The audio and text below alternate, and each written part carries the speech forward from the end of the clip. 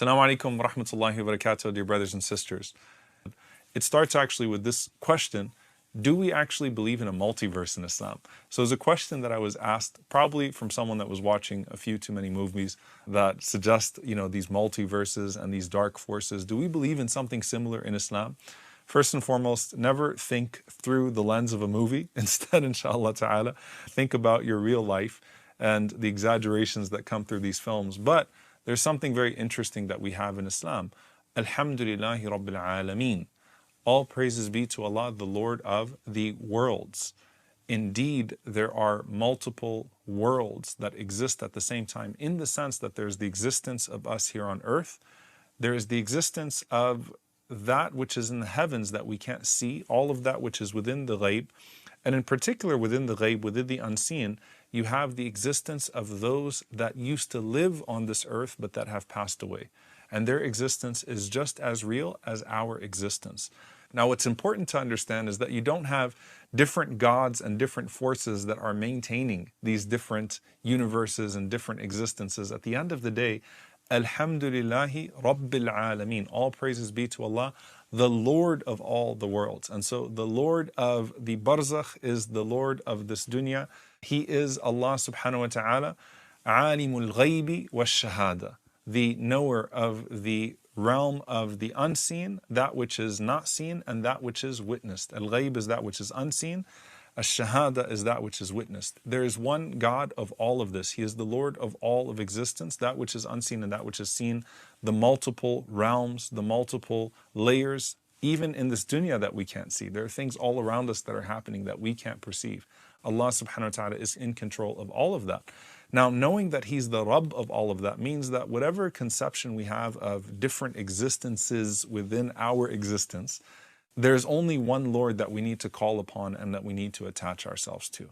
And at the end of the day, from a consequential perspective, all it is a connection to Allah subhanahu wa ta'ala that's going to see you through each and every single realm of your own existence, bi'idhnillahi ta'ala. And so when we talk about interactions with the dead, and we talk about what we're seeing in our dreams, and we talk about what we're perceiving of those that have passed away, at the end of the day, it's very important for us to recognize that the dead cannot benefit us. The dead have moved on to the next layer of their existence, and they cannot benefit us in any way. And so whatever connections we are having with them or feeling in terms of perception, all of that is to connect us back to Allah subhanahu wa ta'ala. So even, for example, what reaches them of our news, and we're going to go into great detail in this series about what reaches them of our news. At the end of the day, even if they express wishes for us to be in a good state or want Allah subhanahu wa ta'ala to guide us before we die or whatever it may be, at the end of the day, it's only Allah subhanahu wa ta'ala who can guide, only Allah who can benefit, and only Allah subhanahu wa ta'ala who at the end of the day is going to see us through every single phase of our existence. And so if you long to reunite with some of your relatives that have passed away, and certainly we do, if you long to reunite with the Prophet sallallahu alaihi wasallam, at the end of the day, the greatest longing that you should have is to be pleasing to Allah subhanahu wa ta'ala and to connect with Allah subhanahu wa ta'ala and to hope that you meet Allah subhanahu wa ta'ala while He is pleased with you. And so keep that in perspective, inshallah ta'ala, as we're going through the different layers. Now, as far as sources that were used, the primary source of this series was actually a book, Kitab al-Ruh by Ibn al-Qayyim rahimahullah ta'ala, the book of the soul by Ibn al-Qayyim rahimahullah. And Imam Ibn al-Qayyim rahimahullah talks about the soul and how it interacts with other souls and how it passes through these various layers of existence in a beautiful and profound way. And he often focuses on dreams of what is happening in that next phase of existence so that we can gain more perspective on this phase while at the same time being guided by prophetic instruction all along. So this is a book, subhanAllah, that really changed much of how I started to look at literature as it relates to the barzakh in particular. And it's truly a beautiful book by Ibn al-Qayyim rahimahullah ta'ala. And of course, he is a blessed author who has written so much about how we can connect to the journey of the hereafter as a whole. After Ibn al-Qayyim rahimahullah ta'ala, Kitab al-Ruh, the second book that I consulted most was by Ibn Rajab rahimahullah ta'ala, one of the most underrated writers in Islamic history. Imam Ibn Rajab rahimahullah wrote a book called Ahwal al-Qubur wa Ahwal ahliha ila nushur. So it's the state of the graves, the people of the graves, as they make their way to the journey of resurrection. So Ibn Rajab rahimahullah ta'ala writes beautifully about these different stages as it relates to the people of the graves. Imam al-Qurtubi rahimahullah ta'ala has this famous work, At-Tadhkira.